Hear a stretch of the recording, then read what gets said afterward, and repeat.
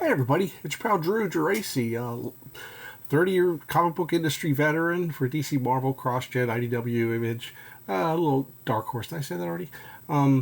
So I love comics. I've been a fan since I was about 7, and it hit me. Like, you know how some people, when they know what they want to do, and it just snaps in their head because, like, a lot of kids don't know what they want to do, and then some people are like, "Oh, I'm good at playing ball, baseball, basketball, whatever," and they see it through. It's a tough process, but somehow I took a little too long. I was always afraid of, like, I just was afraid that I would not be able to be good enough, and I don't know. It was a fear of wanting to be successful. Then I grew out of it, so it was just dumb. I just was uptight, but I unwound myself on this. Damage Control. Oh, this is such a great series. It was 2 mini-series. Dr. Doom. Who doesn't like Dr. Doom? When Dr. Doom defaults, you'll pay for this, Doom. And it's a bill. Ernie Collin, a longtime artist on many books, including Richie Rich. He did a lot of those, as well as some of the Star comics for Marvel. He also did Amethyst, Princess of Gemworld, which is fantastic and needs a nice quality color reprint. So what happens on, this simple brownstone on the west side, weapon research facility where a test of Dr. Doom's latest invention has gone dangerously awry. Something's gone wrong. The energy cannon is overloading. Can't shut it down. So it turns the whole building into glass. And you're lucky to get out before you got sliced and diced. So they need damage control. Damage control are the people who you come to after like a brawl in Manhattan and you have to get them repaired. They'll take on any customer, and Dr. Doom is one such. Rob, we've got a building repair on the Upper West Side. Miss Hug says to give it special attention. It's billed to Dr. Doom's account. Thanks, Bart. I heard. Tell her that I picked the team to handle it, and now I'm calling them. Dwayne McDuffie came up with this brilliant idea. He passed away very young. His stuff was so good, whether it was this, to my knowledge, it might be his early stuff, and then he did Black Panther. He did Fantastic Four, which had Black Panther and Storm as 2 of the members, along with Johnny and Ben, which was kind of cool. And then he became like a big deal in animation, an idea man, and he passed away so early. It's terrible. So, but he gave us this, so that's good. Hey Marie, Robin wants to know if you can speak German because the embassy has Germanic, language. Marie, clean up the giant lizard, would you? There's a dead dinosaur in Hudson, Marie. Can you take care of the giant grasshopper? This is why I left Tokyo in the first place. And he's like the wacky gadget guy. And here's the accountant board off his ass. Gets called in. And he goes, we can't get near that place. We shouldn't be doing anything. Dr. Doom's account is seriously in arrears. We can't do work for people who haven't paid a bill in 6 months. And since we still don't have a collection department, you're right, Albert. Can you run this over and see about it personally? I don't think it's a good idea. The man is a kill. He is as good as done, Ms. Hogue. So they're talking about him, and, I love that pose. It's like such a rock star pose. Yeah, man. Badass. Basically fills you in on him. And this intern is eager to go. They drew straws. He didn't want to go. I like the dual poses there. So, please. Don't play B-17. He thinks he's going to die. Here comes the pineapple version of Ben Grimm, which I've covered before on the... there's 4 episodes of the Ms. Marvel that you forgot about. It was... she became a boyfriend to Ben Grimm, and then they both got caught in a cosmic accident up in space, and she turned into an early version of his, of his form, like in the first couple issues of FF, and he, grew bigger and, more distorted and more powerful. So he's complaining about a bill. And I love that. That's going to be a bitch to draw. Sorry about the door. We figured out, Mr. Grimm. Your bill's so high because your insurance company refused your claim. It looks like they're saying all your policy covers the original Fantastic Four, but not the new team members. I think the language is ambiguous. Let me think of something. And he does. He growls while he's on the phone. That's all. That's sufficient. They go to the embassy, and they see this like weasel guy here. I am Doom. I am Doom. Yeah, I can't do that very well. Majesty, I didn't know you were here.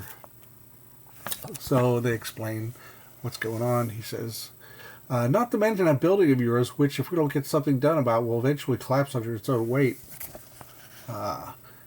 Intern says, I could have been safe at work, trying to unjam the Xerox machine as usual, but no, I had to come. He lies, master. Speak no more. Hard enough.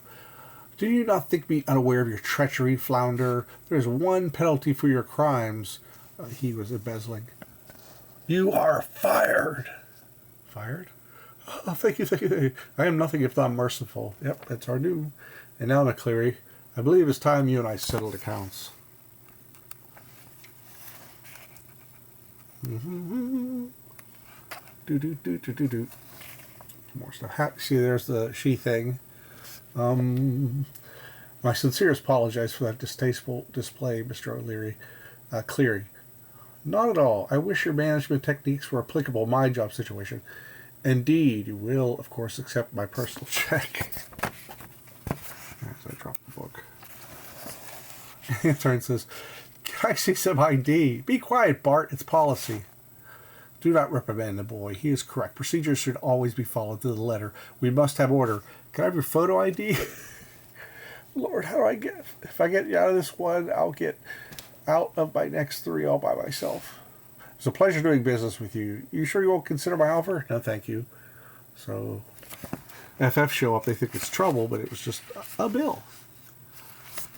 And I love the art. I wonder if this has ever been collected. I think the MCU...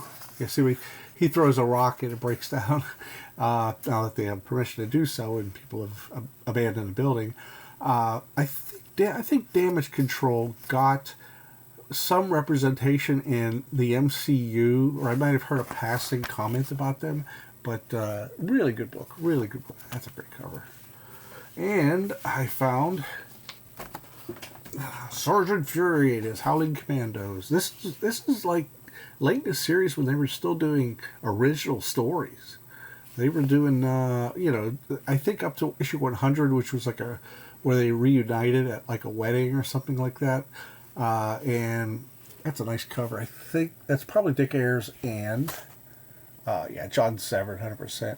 John Severin, Dick Ayers' stuff was kind of not very strong at this point, and for years John Severin had inked him, and it really elevated it. It's like Dick had great layouts, but a lot of his the details were kind of not quite, I don't know, not that great, but it was a good team and it worked. So they got six.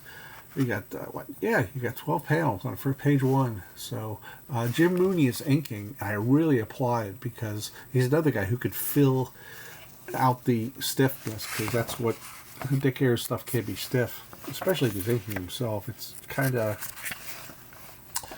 the last man shall fall, baby. Nice. Nick is wounded. You can't tell because it's the comics code. You can't have blood and stuff. But Dum Dum Dugan's in charge. I love all that lettering. It is Artie Simek, yeah. The master from the Silver Age and beyond. Well, this I saved myself because I thought it was funny. They're fighting the. Here we go. Wait a second. It's the greatest term I ever heard.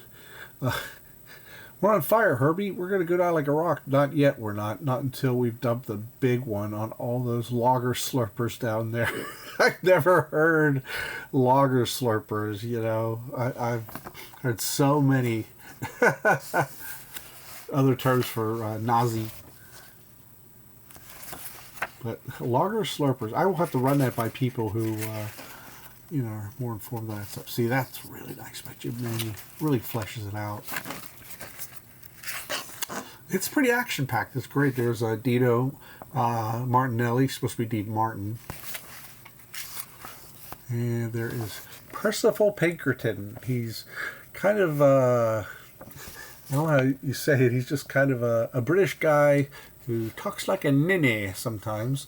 But the name Pinkerton is just something I think Kirby or Stan just got from the Pinkerton Agency, which is kind of like a CIA. But he has a red beret, and for whatever reason, it's cool. Now, that's pretty neat. That's pretty cool. Now, get ready for this bad boy. Oh my god, this is so great. This was a collector's classic. For Mixed Up Marvel, Hero Fury fanatics of the original inking for this issue's Battle Happy cover.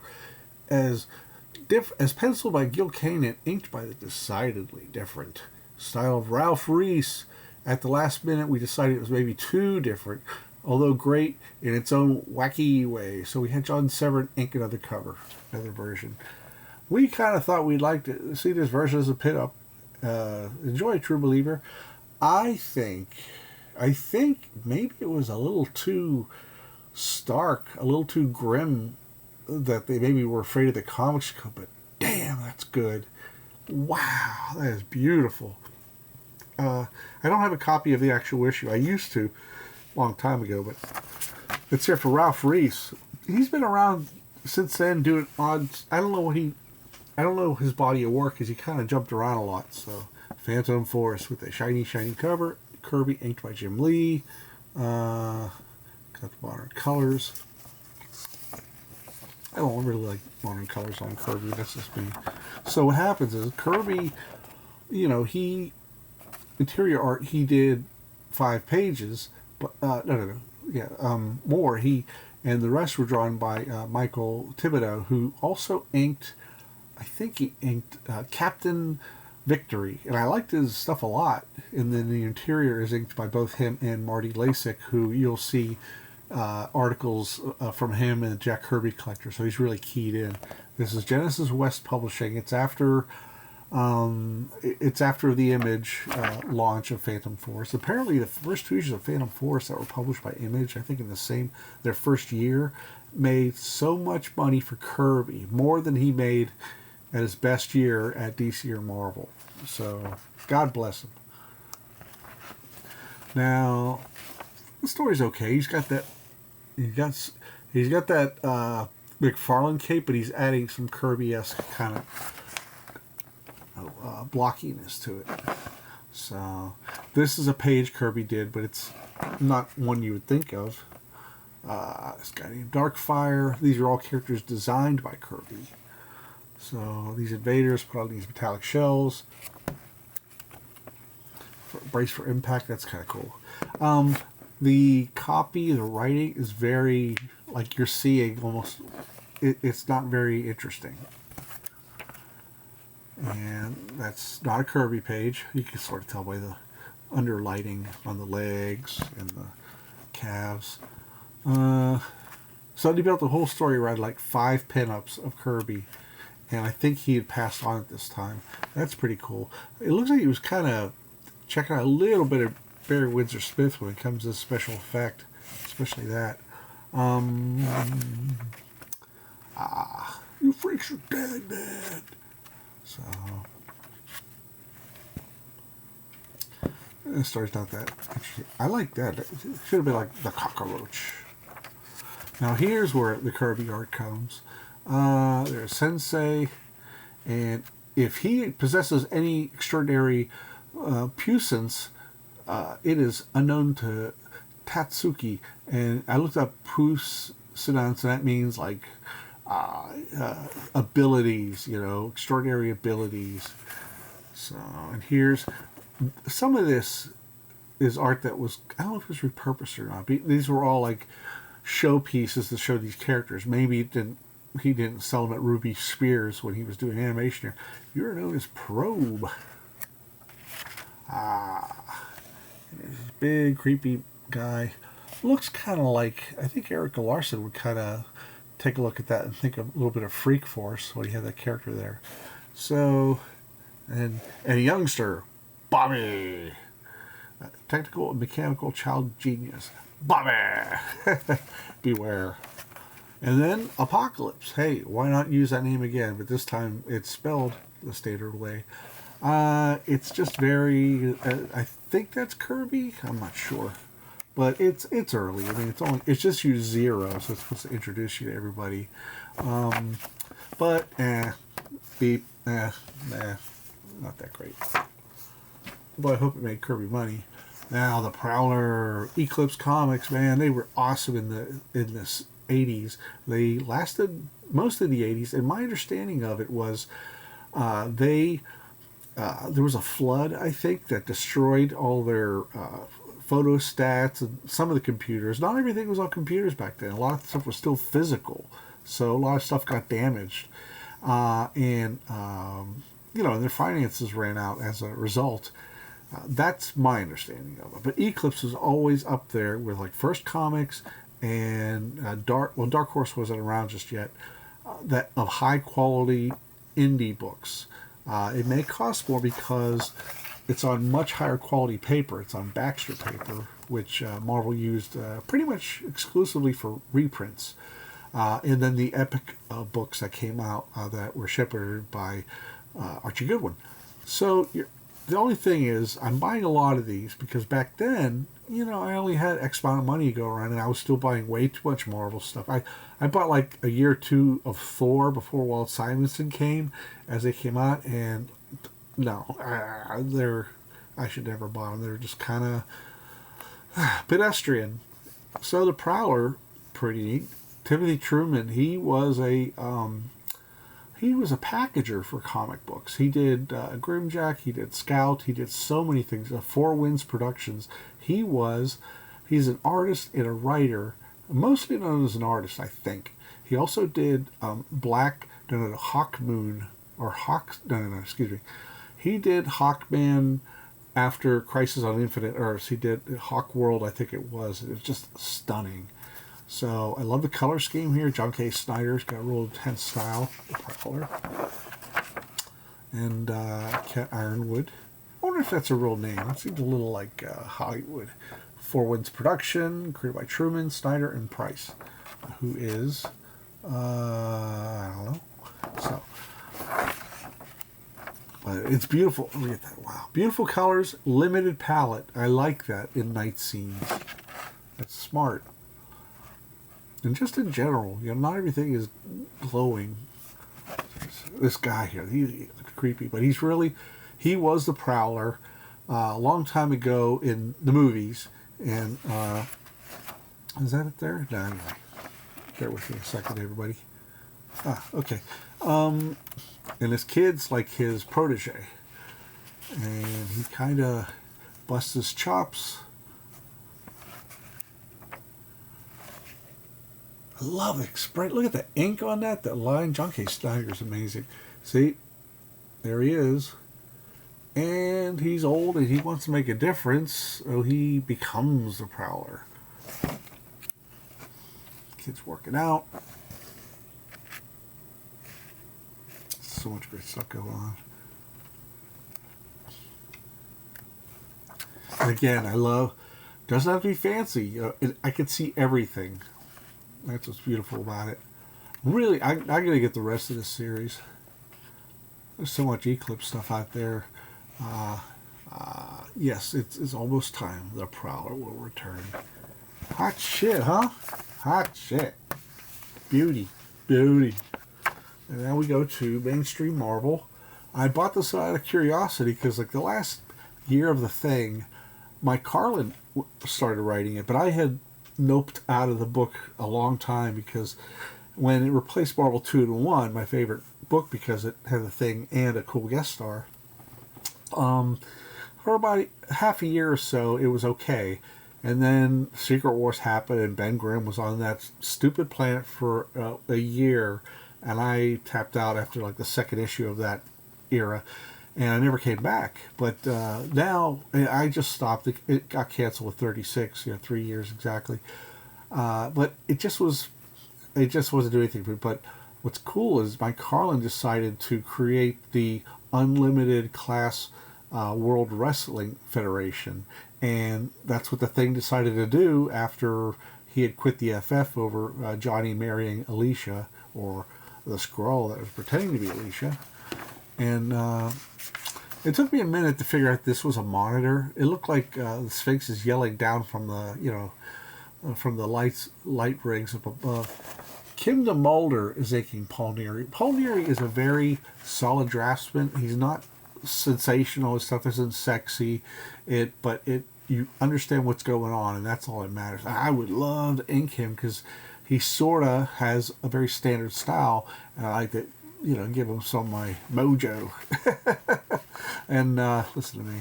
But Kim DeMulder does a fantastic job here. I'm really impressed. That's really nice. Really, really good. A lot of that is Paul Neary you're looking at. And a lot of that is Kim DeMulder. So anyway, he finds this blob of radioactive goo, and it's the Puppet Master, everybody's favorite big-headed old creepy dude. He gets dumped. He's like, go ahead and try to get the thing alone, Sphinx, but you only find that the Puppet Master got there first. He's got some balls putting up against the Sphinx. Well, here's a wrestling. And that's Dennis Dunphy, the guy who would eventually become, he was a sidekick of Cap.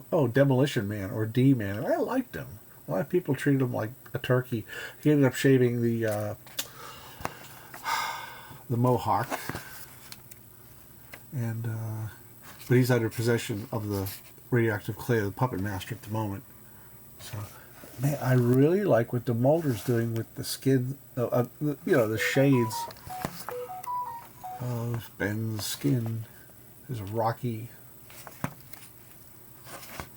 So, and he finds out that I'm going to ruin your relationship with my stepdaughter, Alicia. And he's like, hey, wait a minute. I'm not with her anymore. I don't care anymore because my best friend took her from me and got married to her. And he goes, I ain't seen your precious Alicia no more. She up and left me for some other guy. What? Do not taunt me with your lies. It's not true. It can't be. Put me down. All right, stop squealing. So he shows his wallet. Look at my wallet. Go ahead. You see half a picture of Alicia? And it has Sharon, his new, new gal. I love that. He lets him go. He goes, but if I tell the Puppet Master, if I tell the Puppet Master she's with Johnny, he'll start hounding Johnny on the way. He's been on my tail, on the way he's been on my tail. But then it's going to be it's again that flaming rat for stealing my girl. Nah, I can't bring myself to do it. It's too much of a chunk, dang it. She's your stinking daughter. Find her yourself. I don't want to think about her anymore. And he takes off. Puppet Master does what he does best. Skitter away. And here's the Sphinx, yet again. And, he gets sets up.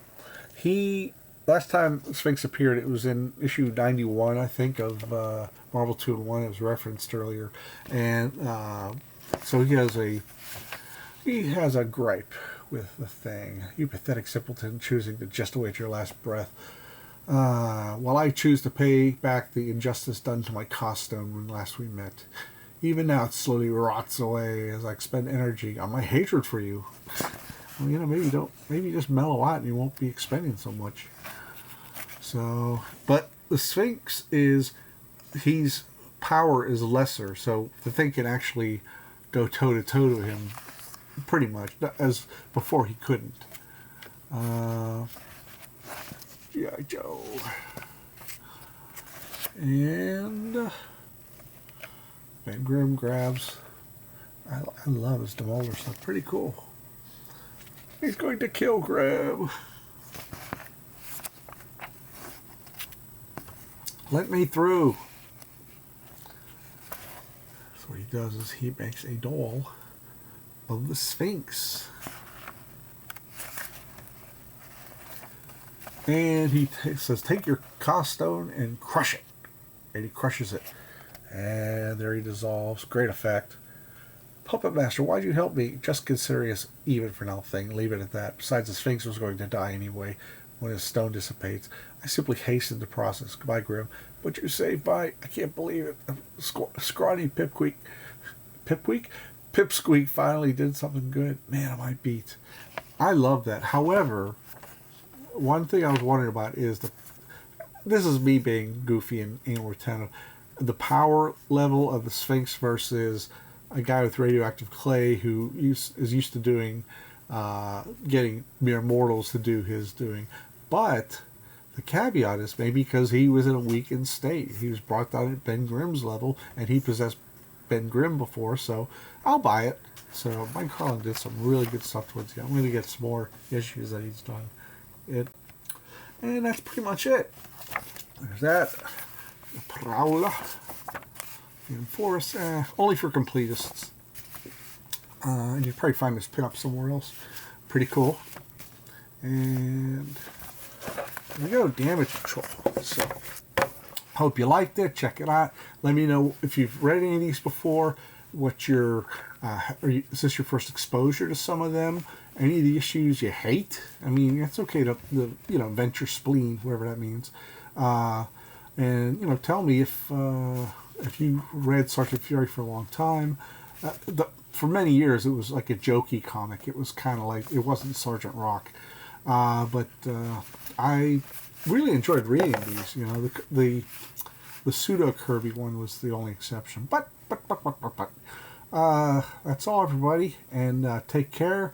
And thank you so much for spending this half hour with me, because there are hundreds and thousands and such of YouTube channels, and you decided to set aside a half hour to watch me talk about comic books, and I really value that. I greatly value that, and because it's sort of therapy, talking to my fellow geeks. Yes, I represent geeks forever. So take care, everyone.